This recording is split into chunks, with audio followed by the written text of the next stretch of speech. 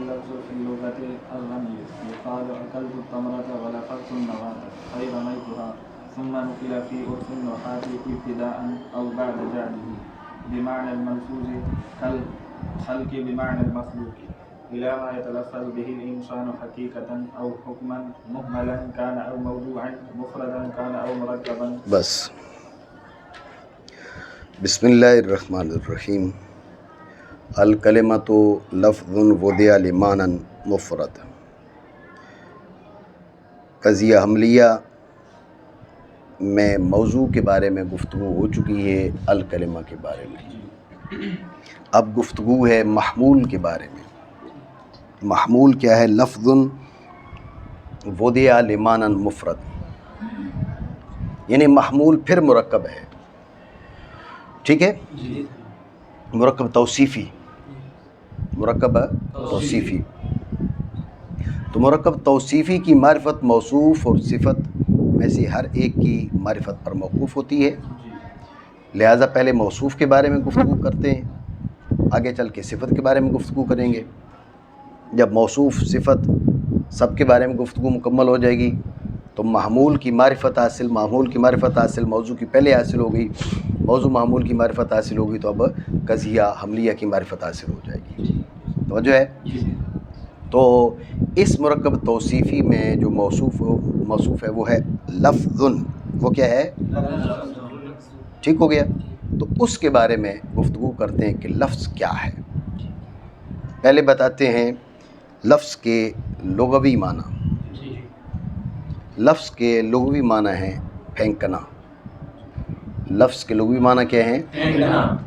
ٹھیک ہو گیا. دوبارہ سمجھیے توجہ سے کہ الکلمۃ لفظ وضع لمعنی مفرد. قضیہ حملیہ اس کی معرفت موضوع محمول کی معرفت پر موقوف. موضوع کے بارے میں گفتگو ہو چکی، اب محمول کے بارے میں گفتگو شروع کرتے ہیں. محمول ہے مرکب لفظ وضع لمعنی مفرد. محمول ہے مرکب توصیفی. مرکب توصیفی کی معرفت موصوف اور صفت میں سے ہر ایک کی معرفت پر موقوف. لہذا پہلے موصوف کے بارے میں گفتگو کر رہے ہیں، پھر اس کی صفات کے بارے میں گفتگو کریں گے. جب یہ گفتگو مکمل ہوگی تو اب مرکب توصیفی کی معرفت حاصل. مرکب توصیفی خود محمول ہے، محمول کی معرفت حاصل موضوع کی پہلے حاصل ہو چکی. تو اب کیا ہے؟ وہ قضیہ حملیہ کی معرفت بے تمام ہا و بکمال ہا حاصل ہو جائے گی. ٹھیک ہے. موصوف ہے لفظ. تو لفظ کے بارے میں گفتگو کرتے ہیں. پہلے بتاتے ہیں لفظ کے لغوی معنی کیا ہے. کا لغت میں لفظ بولتے ہیں پھینکنے کو. کس کو؟ رمش، پھینکنا. بات سمجھے؟ معنی کریں. لفظ لغت میں پھینکنا ہے. اس کو روکیں، معنی کریں. لفظ لغت میں پھینکنا ہے.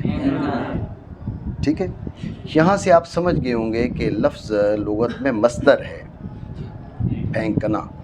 ٹھیک ہے.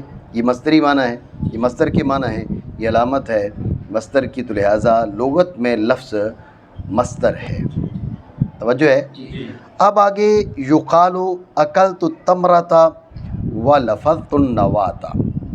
اکلت التمرۃ ولفظت النواۃ. کھجور میں نے کھائی اور گھٹلی میں نے پھینک دی. ذہن میں رکھیں کہ لغوی معنی کی وضاحت کے لیے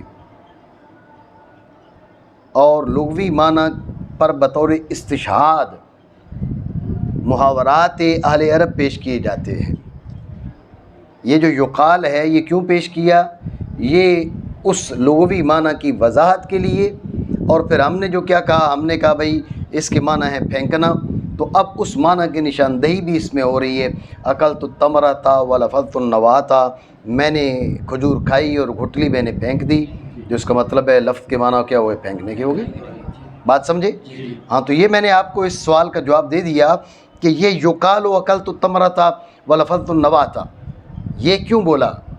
یہ اس لیے بولا کہ لغوی معنی کی وضاحت کے لیے اور بطور استشہاد. وضاحت اور استشہاد دونوں میں فرق ہے.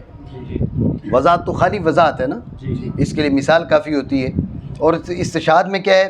کلام عرب میں سے उन लोगों की गुफ्तगू को पेश करना कि जिनकी अरबियत मुसल्लम हो, जिनकी अरबियत की सेहत मुसल्लम हो।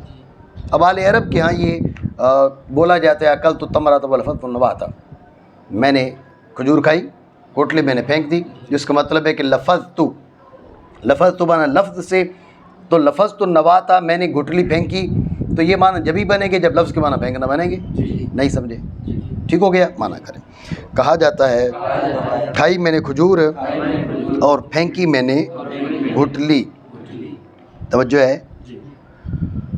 अब गौर करें कि इन्होंने लफ़ज़ नवाता के बाद का ऐ रमैतुहा, ऐ ये क्यों कहा? असल में समझिए आप कि लफ्ज़ के माना सिर्फ़ फेंकना के नहीं हैं, लफ्ज़ के माना सिर्फ़ फेंकना के नहीं है, लफ्ज़ के माना फेंकना भी हैं, लफ्ज़ के माना मुंह से फेंकना के भी हैं, लफ्ज़ के माना तकल्लुम के भी हैं। ये लुग़वी मानी है सारे। लफ्ज़ के माना फेंकना, लफ्ज़ के माना मुंह से फेंकना, लफ्ज़ के माना तकल्लुम, ये तीनों मानी लफ्ज़ के हैं। ठीक हो गया? और लुग़वी मानी है। तो जब कहा ना लफ़ज़ तो नवाता, अकल तो तमराता, तो खजूर मुंह से खाते हो या नहीं? सोच में पड़ गया है जी। तो जो खजूर है वो मुंह से खाई जाती है, जब खाई जाएगी मुंह से, तो मुंह से आपने गुटली फेंक दी। तो इससे लफ़ज़ तो नवाता ये वाम पड़ा कि शायद ये माना तुमने बयान किया रम्ज, जिसको बतौर इस्तिशाद पेश किया है वो है रम्ज मिनल फम, जो माना बयान किए मुतलक रम्ज बयान किए हैं, फेंकना। लफ़ज़ तो नवाता मुंह से फेंक दी, अकल तो तमराता खजूर मैंने खा ली, व लफ़ज़ तो नवाता और मुंह से मैंने गुटली फेंक दी।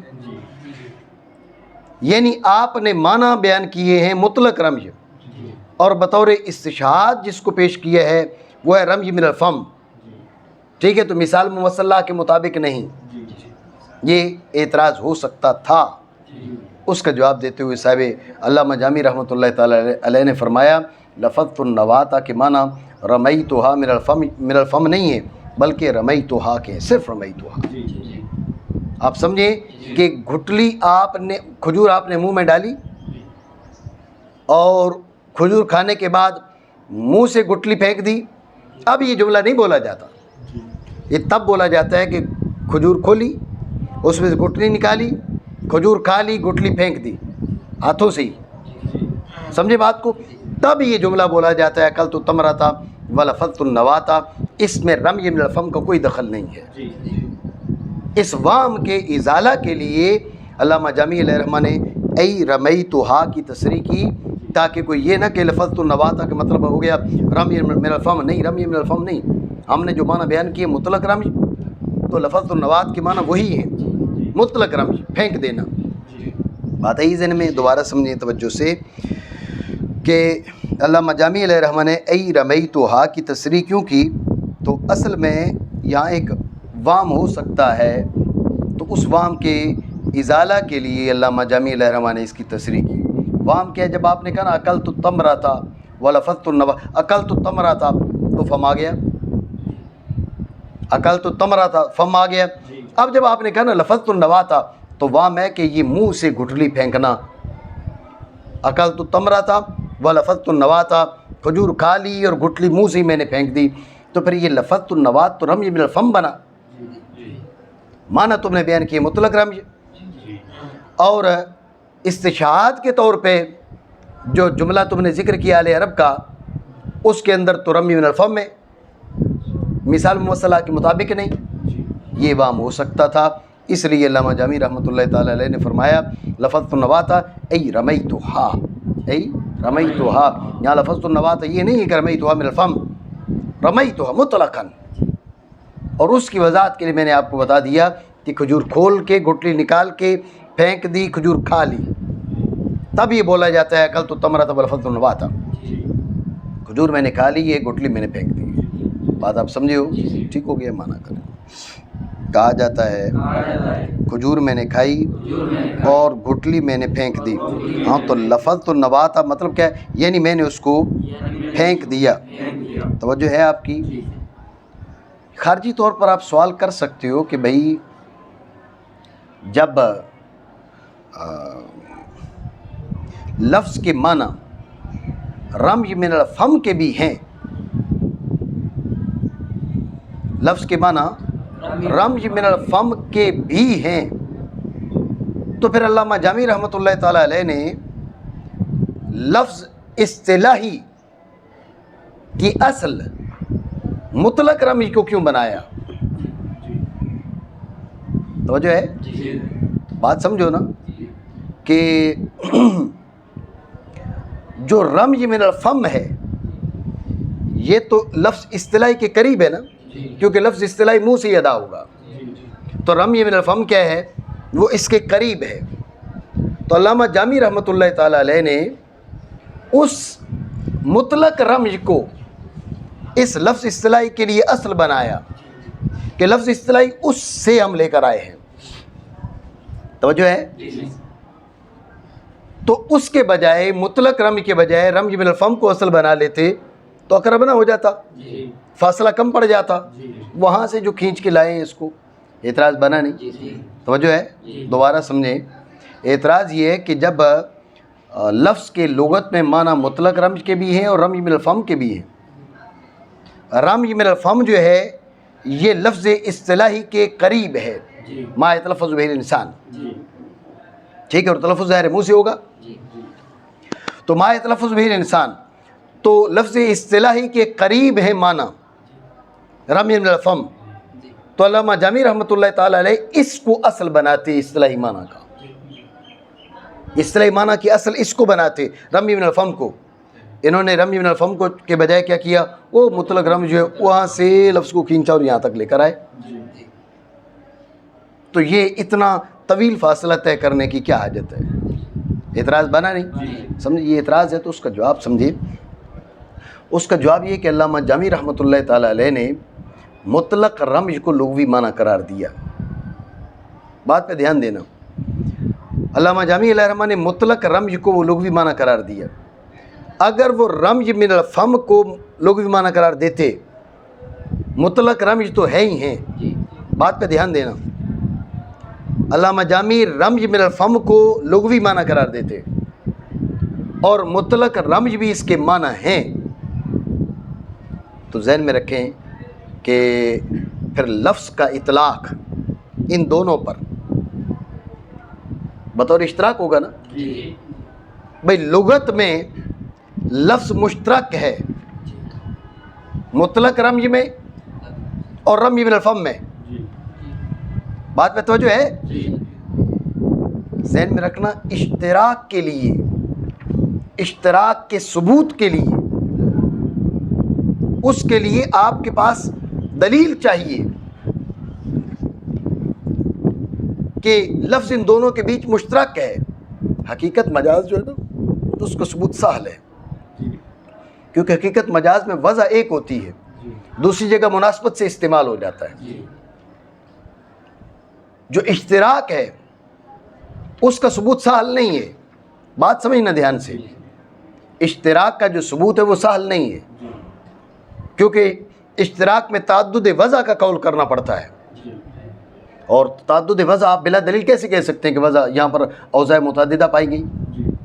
اب آپ توجہ دینا. علامہ جامی رحمۃ اللہ تعالی علیہ رمج من الفم کو لغوی معنی قرار دیتے اور مطلق رمج بھی معنی ہیں. اب بولو پھر مطلق رمج میں اس کا جو استعمال ہے ذہن میں رکھنا بطور حقیقت مجاز نہیں ہو سکتا. کیوں؟ اس لیے کہ رمج من الفم ہے خاص اور مطلق رمج ہے عام. یہ ہے مقید، وہ ہے مطلق. سمجھ رہے بات کو؟ لہٰذا اس میں حقیقت ہو اس میں مجاز یہ نہیں ہو سکتا.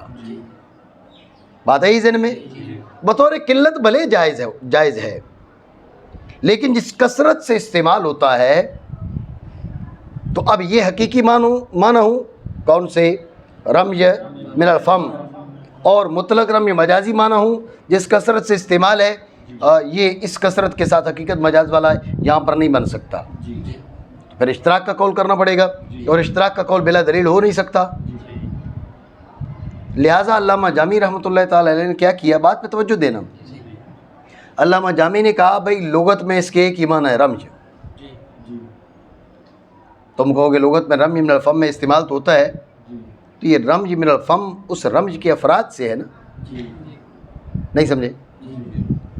بھائی جو رمج ہے کبھی ہاتھوں سے پھینکو گے کبھی منہ سے پھینکو گے، ایسا نہیں ہے، تو رمج من الفم مطلق رمج کے افراد سے ہے، تو لہٰذا اصل معنی رمج ہے۔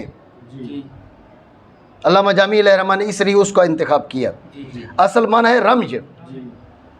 رمج من الفم میں جہاں پر استعمال ہے یہ اس کے افراد سے ہے،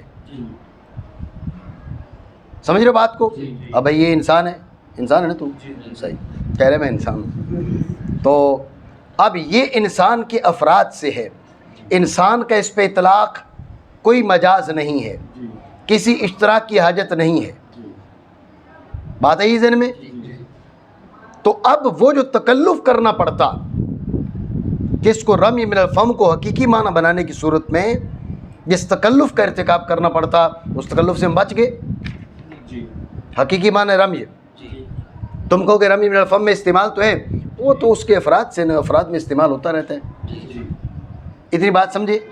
تو جب یہ بات آپ کے ذہن میں آ گئی کہ اگر رمج من الفم کو لغوی معنی بناتے علامہ جامی تو لغت کے لحاظ سے یہ دشواری لازم آتی، اس لیے علامہ جامی علیہ الرحمہ نے فرمایا بھئی لغت میں معنی اس کے رمج ہی ہے، رمج من الفم اس کے حقیقی معنی نہیں ہے، اس میں استعمال ہے۔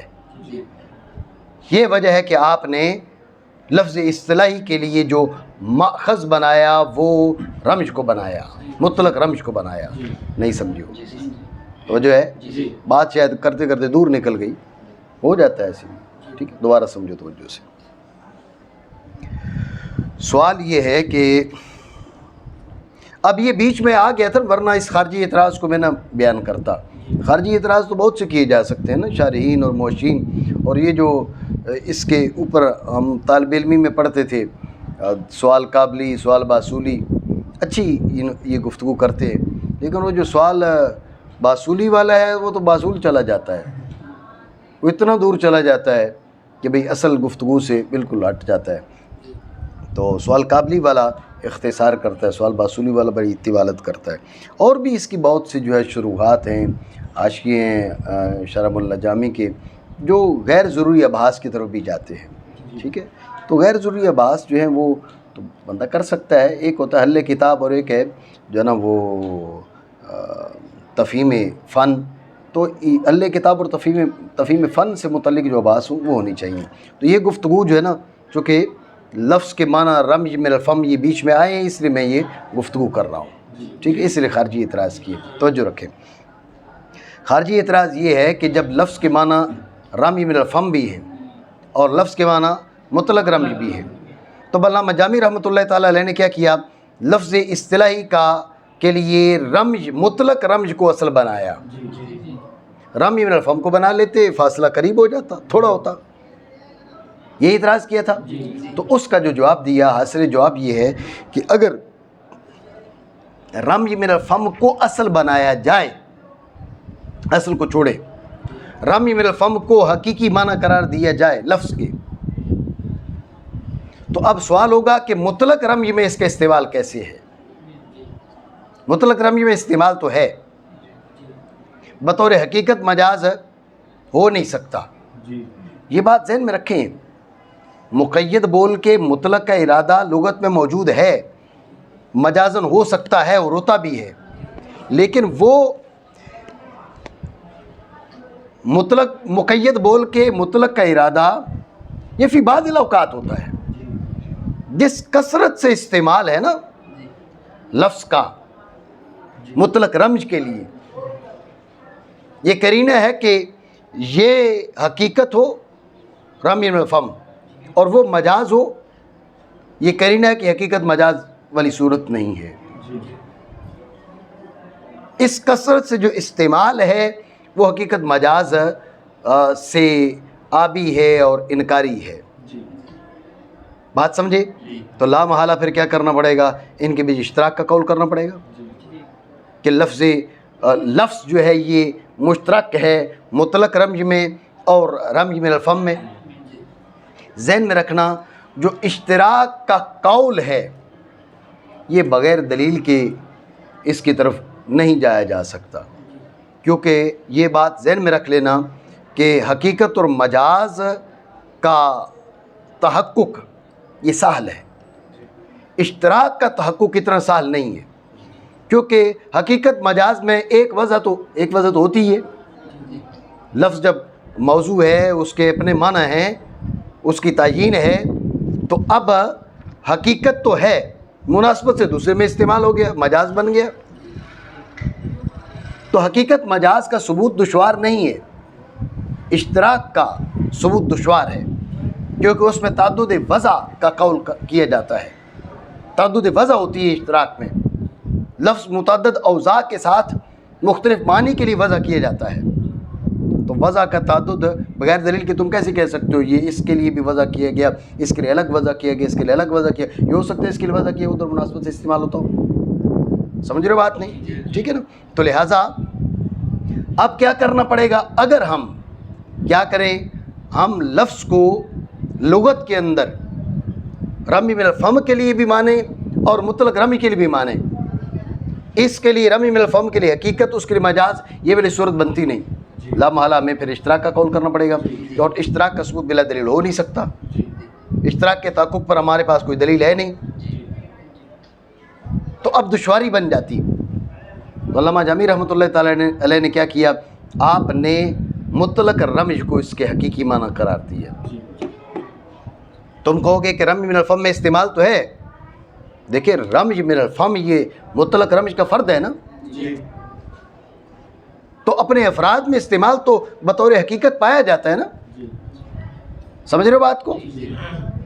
اپنے افراد میں اس کا جو استعمال ہے بطور حقیقت، کمرہ ایک مخصوص مفہوم ہے، تو اس کو جو ہم کمرہ کہتے ہیں، اس کمرے کو حقیقتاً کمرہ کہتے ہیں مجازاً حقیقتاً، کیونکہ یہ مطلق کمرے کے افراد سے ہے، افراد پہ اطلاق بطور حقیقت ہے.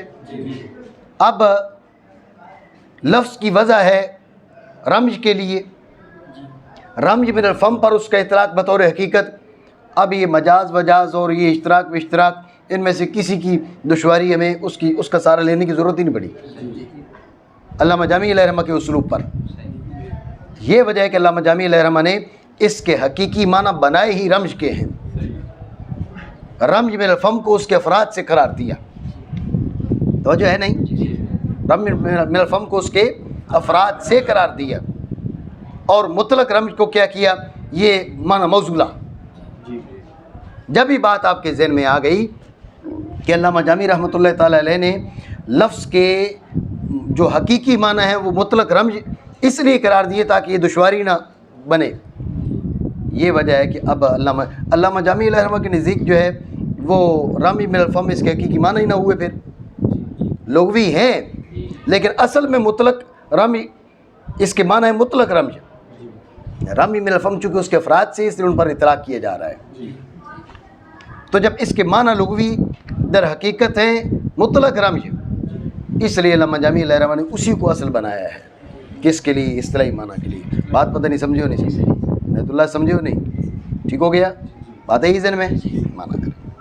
لفظ لغت میں رم یہ ہے، کہا جاتا ہے میں نے کھائی کھجور اور پھینک دی گٹلی. تو اب میں نے آپ کو بتایا کہ ای رمیتھا، اس کی تصریح کی کیا حاجت تھی؟ اس کی تصریح در حقیقت ایک وہم کا ازالہ ہے. ٹھیک ہو گیا؟ یعنی میں نے اس کو پھینک دیا. آگے پڑھا، یہ ہیں اس کے لغوی معنی. اس کے بعد اس کو نقل کیا گیا اصطلاح میں کس کی جانب؟ ما یتلفظ بہ الانسان حقیقتاً او حکماً، محملاً او موضوعاً، مفرداً او مرکباً. توجہ ہے؟ لفظ کے حقیقی معنی ہو گئے رمز، پھر اس کو نقل کیا گیا عرف نحات میں، اصطلاح نحات میں کس کی جانب؟ ما یتلفظ بہ الانسان حقیقتاً کانت تلفظ او حکمن، یا حکمن نہیں او حکمن. ٹھیک ہو گیا جی. یہ نہ کرنا نہیں توجہ ہے، مانا کریں. پھر منقول ہوا ناویوں کے عرف میں طرف اس کے جس کا انسان تلفظ کرتا ہے، حقیقتاً یا حکماً، مومل ہو یا موضوع، مفرد ہو یا مرکب. توجہ ہے. کانا ثم نقل فی عرف النحات، ثم نقل فی عرف النحات. پہلی بات سمجھے کہ نقل میں کیا ہوتا ہے. نقل میں معنی اول اور معنی ثانی کے بیچ مناسبت ملحوظ ہوتی ہے. ٹھیک ہے. نیز معنی اول کل متروک ہو جاتے ہیں. معنی اول کل متروک ہو جاتی ہے. یہ دو باتیں ذہن میں رکھو، ان پہ پھر آگے میں وضاحت کرتا ہوں. نقل میں معنی اول اور معنی ثانی، منقول عنہ اور منقول الیہ، دونوں کے بیچ مناسبت ملحوظ ہوتی ہے. ارتجال ہو تو پھر مناسبت ملحوظ نہیں ہوتی. ٹھیک ہے نا. اور بھائی کامران کے معنی کیا تھے، انہوں نے اٹھا کے اس کا نام رکھ دیا. بھائی بھلے اللہ اسے کامیاب کرے تو بھلے ساری زندگی ناکام رہے، نام کامران ہے جی. تو ارتجال میں یہ مناسبت ملحوظ نہیں ہوتی معنی اول معنی ثانی میں. نقل میں معنی اول معنی ثانی میں مناسبت ملحوظ ہوتی ہے. تو انہوں نے کہا ثم نقل، مطلب یہ نقل ہے، ارتجال نہیں ہے. نمبر ایک. نمبر دو، نقل میں کیا چیز ہوتی ہے؟ نقل میں معنی اول کل متروک ہو جاتے ہیں. بلا قرینہ جب اطلاق کیا جائے تو معنی ثانی مراد ہوتے ہیں. معنی اول ایسے ہوں گے جیسے مجاز کے لیے قرینہ ہوتا ہے نا، ایسے معنی اول کے لیے قرینہ کی حاجت ہوتی ہے. یہ بات ذہن میں رکھو. یہ دونوں باتیں یہاں پر ہیں، میں وضاحت کرتا ہوں، معنی کریں. پھر منقول ہوئے ناوی کے عرف میں طرف اس کے جس کا انسان تلفظ کرتا ہے. توجہ ہے. اب یہ نقل ہیں، نقل کے دو طریقے ہو سکتے ہیں. اس لیے علامہ جامی رحمۃ اللہ تعالیٰ علیہ نے دونوں طریقوں کی طرف اشارہ کیا. پہلے آپ سمجھو کہ ما یتلفظ بہ الانسان لغت میں لفظ ہے مصدر. لغت میں لفظ کیا ہے؟ اصطلاح میں ما یتلفظ بہ الانسان، جس کا انسان تلفظ کرے. تو اصطلاح میں تو پھر ملفوظ کو لفظ کہہ رہے ہیں نا، ایسا نہیں ہے. لغت میں لفظ مصدر، اصطلاح میں لفظ ہے مفعول. فرق آیا نہیں آیا؟ توجہ ہے. لغت میں اور اصطلاح میں ایک فرق. ٹھیک ہو گیا. لغت اور اصطلاح میں ایک اور فرق بھی ہے. وہ کیا؟ وہ یہ ہے کہ لغت میں لفظ عام رمز مطلقاً من الفم اور من غیر الفم، سمجھے بات کو. اور اصطلاح میں کیا ہے؟ اصطلاح میں من الفم، سمجھے بات کو. لغت میں لفظ مصدر، اصطلاح میں لفظ مفعول. لغت میں لفظ مطلق، اصطلاح میں لفظ مقید. بات سمجھے. یہ تبدیلی آئی لغت سے اصطلاح میں آتے ہوئے. بات آئی ذہن میں. تو لغت میں عام ہے، مطلق ہے، اصطلاح میں مقید ہے یا خاص ہے. یہ تو ٹھیک ہو گیا. لغت میں مصدر ہے، اصطلاح میں مفعول ہے. اس کے بارے میں علامہ جامی رحمۃ اللہ تعالیٰ علیہ فرماتے ہیں بھائی یا تو سیدھا وہ جو لفظ ہے نا وہیں سے اٹھا کے یہ بنا لیا گیا ابتداءً. سمجھو بات کو. ابتداءً لفظ سے سیدھا یہ بنا لیا گیا. اور دوسری صورت یہ ہے کہ لفظ کو پہلے بمعنی ملفوظ کیا گیا، لغت میں کیا گیا. لفظ کو لغت میں ہی بمعنی ملفوظ کیا گیا. ایسا ہوتا ہے مصدر کا مفعول پر اطلاق. تو لغت میں لفظ بمعنی ملفوظ ہوا، پھر اس ملفوظ سے اصطلاح بنی، یعنی لفظ جو معنی مصدری میں تھا اس سے معنی اصطلاحی نہیں بنائے گئے، بلکہ وہ لفظ جو معنی مفعولی میں آ چکا، ابتدا میں وہ معنی مصدری میں تھا، پھر معنی مفعولی، وہ جو لفظ معنی مفعولی والا تھا اس سے ہم نے اصطلاحی معنی کشید کیے۔ نہیں سمجھ رہے ہو بات کو؟ طریق دو ہو گئے، مزید وضاحت کرتا ہوں، نہیں سمجھ رہے ہو؟ دوبارہ سمجھیں توجہ سے۔ میں نے آپ کو بتایا کہ انہوں نے کہا ثم نقل، تو نقل میں دو باتیں ہوتی ہیں، ان کی وضاحت کریں گے، لیکن نقل کے دو طریق یہاں پر ہو سکتے ہیں۔ وہ دو طریق سمجھنے سے پہلے لغوی معنی اور اصطلاحی معنی میں بڑا فرق سمجھے۔ لغت میں یہ مصدر ہے، لفظ بمعنی رمشن، پھینکنا۔ اصطلاح میں ما یتلفظ بہ، جس کا تلفظ کرے گا، وہ تو معنی مفعولی ہے نا، تلفظ کرنا یہ معنی مصدری ہے، جس کا تلفظ کرے گا وہ تو معنی مفعولی ہے، توجہ ہے؟ ما یتلفظ بہ، جس کا تلفظ کرے تو یہ معنی مفعولی ہوئے۔ تو لغوی معنی اور اصطلاحی معنی میں ایک فرق یہ ہے کہ لغوی معنی مصدری ہے، اصطلاحی معنی مفعولی ہے، ٹھیک ہو گیا؟ اور دوسرا فرق کیا ہے لغوی معنی اور اصطلاحی میں؟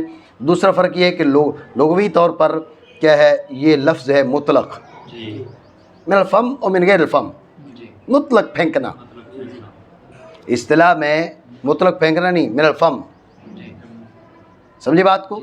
اچھا، اور بھی چیز ہے، اور بھی لغوی اور اصطلاحی معنی میں فرق ہے۔ لغوی معنی کے لحاظ سے لغت میں مرمی جو ہے وہ کچھ بھی ہو سکتا ہے، نہیں سمجھو؟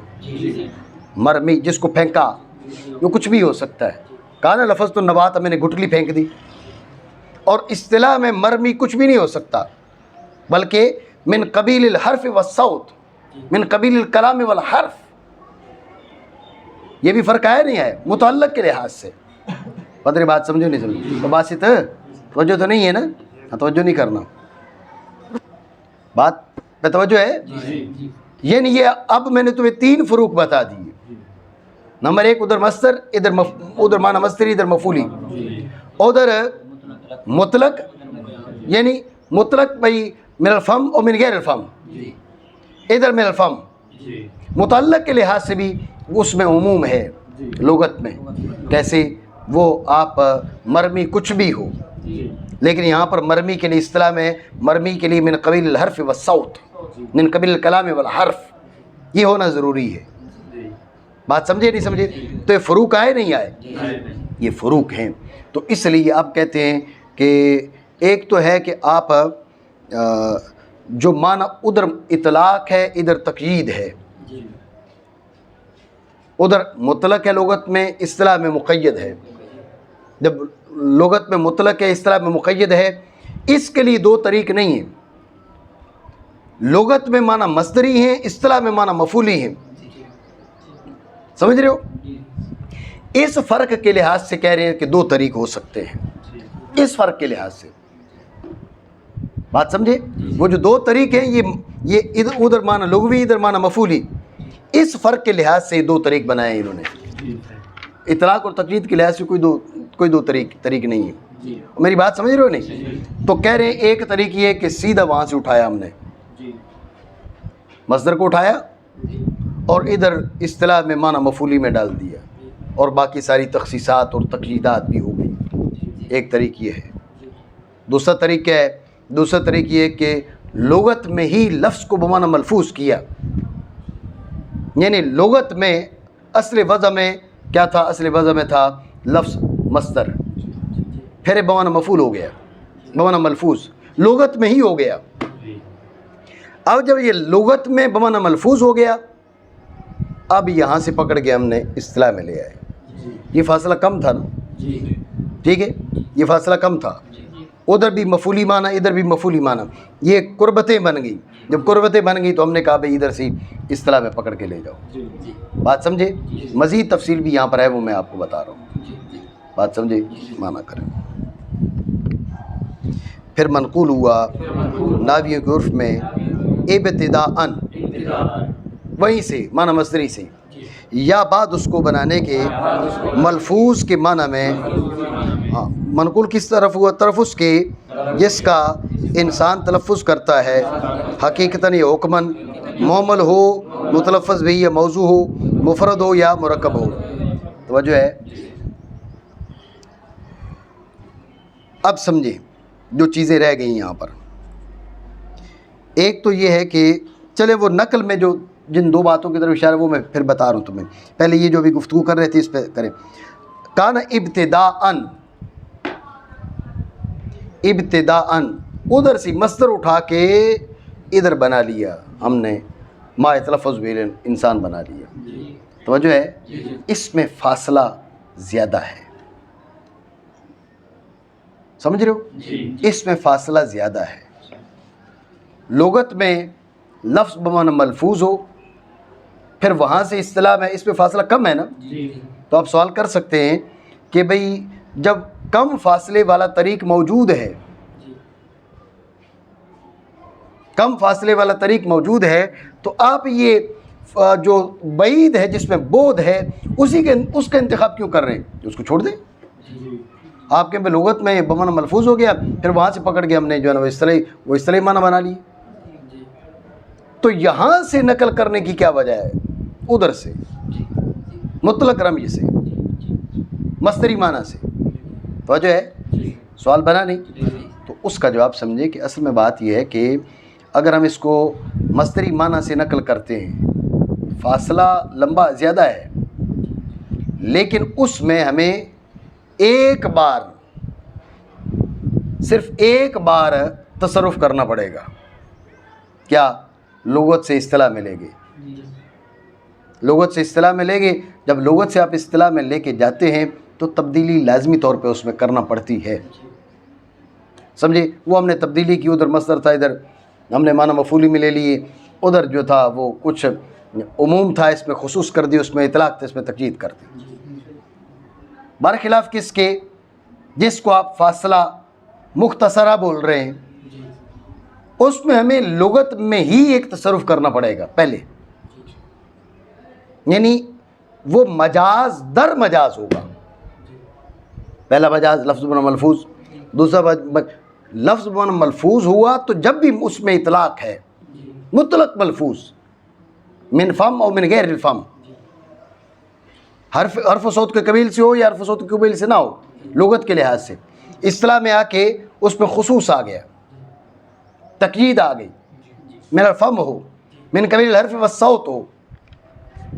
بات سمجھ رہے ہو نہیں؟ ٹھیک ہے؟ تو اب اول آپ کو لفظ کو بمعنی ملفوظ کرنا پڑے گا ایک مجاز، پھر ملفوظ کو اصطلاحی معنی میں لانا پڑے گا دو مجاز۔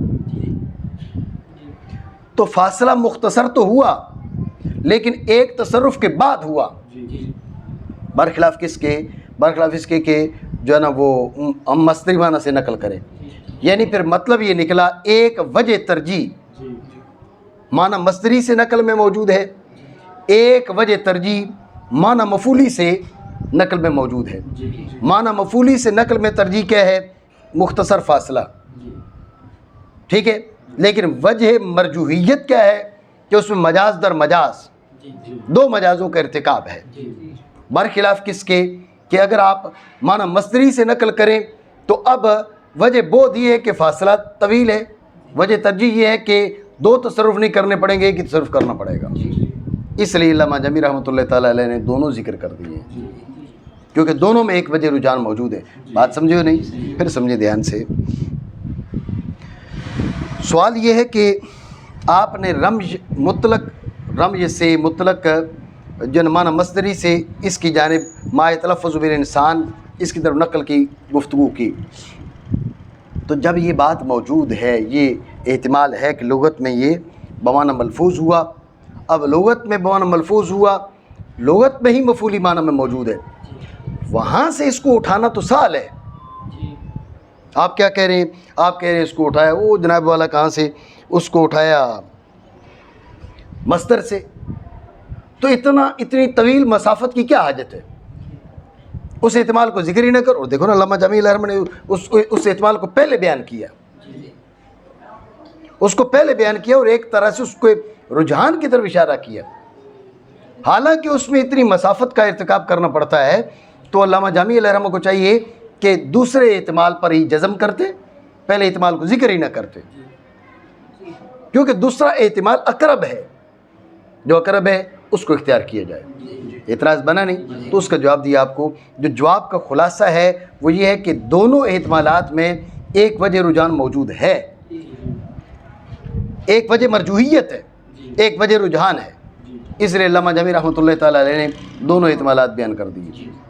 مصدری معنی والے احتمال میں وجہ رجحان یہ ہے کہ ایک مجاز کا ارتکاب کرنا پڑے گا، ایک تصرف کا ارتکاب کرنا پڑے گا، بات سمجھے؟ ایک تصرف کا ارتکاب ہے، اور لیکن مسافت زیادہ ہے، برخلاف کس کے؟ معنی مفعولی سے نقل۔ اگر معنی مفعولی سے نقل و مسافت تو مختصر ہو گئی، لیکن وجہ بود یہ ہے کہ اس میں دو مجاز ہیں، پہلے یہاں لفظ کو معنی ملفوظ کیا لغت میں ہی، پھر ملفوظ کو اٹھا کے ہم نے اصطلاحی معنی بنائے، تو وجہ رجحان ہے قرب ملفوظ کا اور اصطلاحی معنی کا قرب۔ وجہ مرجوحیت کیا ہے؟ یہ ارتکاب مجاز در مجاز، سمجھے بات کو؟ تو چونکہ دونوں میں ایک ایک وجہ رجحان موجود ہے، اس لیے علامہ جامی علیہ رحمہ نے دونوں احتمالات کو بیان کیا ہے۔ فاروق سمجھ آ رہی ہے نہیں آ رہی ہیں؟ بھوک زیادہ تو نہیں لگ گئی؟ مانا کر۔ پھر منقول ہوا ناویوں کے عرف میں ازر ابتدا یا بعد بنانے اس کو ملفوظ کے معنی میں۔ بھئی یہ لفظ ملفوظ کیسے؟ انہوں نے کہا موجود ہے، یہ ٹھیک ہے نا، یہ موجود ہے۔ فعل ان کا یعنی مصدر کا اطلاق مفعول پر یہ موجود۔ اب دیکھیں خلق کا اطلاق مخلوق پر ہوتا ہے، تو خلق بمعنی مخلوق موجود ہے، اسی طرح لفظ بمعنی ملفوظ بھی موجود ہے، سمجھے بات کو؟ یہ تائید پیش کر دی لغت میں جو مجاز ہے اس کی، لفظ بمعنی ملفوظ کی، جیسے خلق بمعنی مخلوق، توجہ ہے نہیں ہے؟ بات سمجھے ہو؟ اب ایک چیز سمجھو، بعد جالی ہی میں نے کیا کہا؟ مجاز در مجاز کہا، نقل در نقل نہیں کہا، سمجھ رہے ہو؟ کیونکہ نقل میں دو باتیں ملحوظ ہوتی ہیں، ایک تو معنی اول معنی ثانی میں مناسبت، دوسرا معنی ثانی جو ہے وہ مشہور اور معنی اول کل متروک ہو جاتے ہیں، توجہ ہے؟ تو لفظ کو اگر لغت میں بمعنی ملفوظ کیا تو یہ نقل نہیں ہے۔ میں نے نقل کے الفاظ نہیں بولے، کیوں نہیں بولے؟ اس کی وجہ کہ علامہ جامی نے نقل نے انہوں نے کہا بعد جالی ہی، بعد نقل ہی الی معنی الملفوظ، یہ نہیں کہا، بعد جالی کہا، پہلے ادھر نقل کہا، ادھر جال کہا۔ وجہ اس کی ہے کہ اگر لفظ بمعنی ملفوظ ہو لغت میں ہوتا ہے تو یہ نقل نہیں ہے، کیونکہ نقل میں آپ کو بتایا دو چیزیں، ایک تو اول معنی اور ثانی معنی میں مناسبت تو ہے، اور مصدر جو ہے اس کا، تو مصدر کے معنی مفعول کے ساتھ مناسبت نہیں ہے، مناسبت ہے، لیکن ایک اور چیز بھی ہوتی ہے، وہ یہ کہ معنی اول کل متروک ہو جاتے ہیں اور لفظ کے معنی اول متروک نہیں ہوئے، اس لیے لفظ بمعنی ملفوظ ہوگا تو صحیح، لیکن نقل نہیں ہے، یہ نقل نہیں ہے، اس لیے علامہ جامی علیہ رحمہ نے جال کہا اور میں نے مجاز در مجاز کہا، نقل در نقل نہیں کہا۔ بات ہے ذہن میں؟ یہ جال پہ میں نے گفتگو کی ہے، دوبارہ سمجھیں۔ علامہ جامی علیہ رحمہ نے فرمایا بعد جال ہی، بعد نقل ہی الی معنی الملفوظ نہیں بولا۔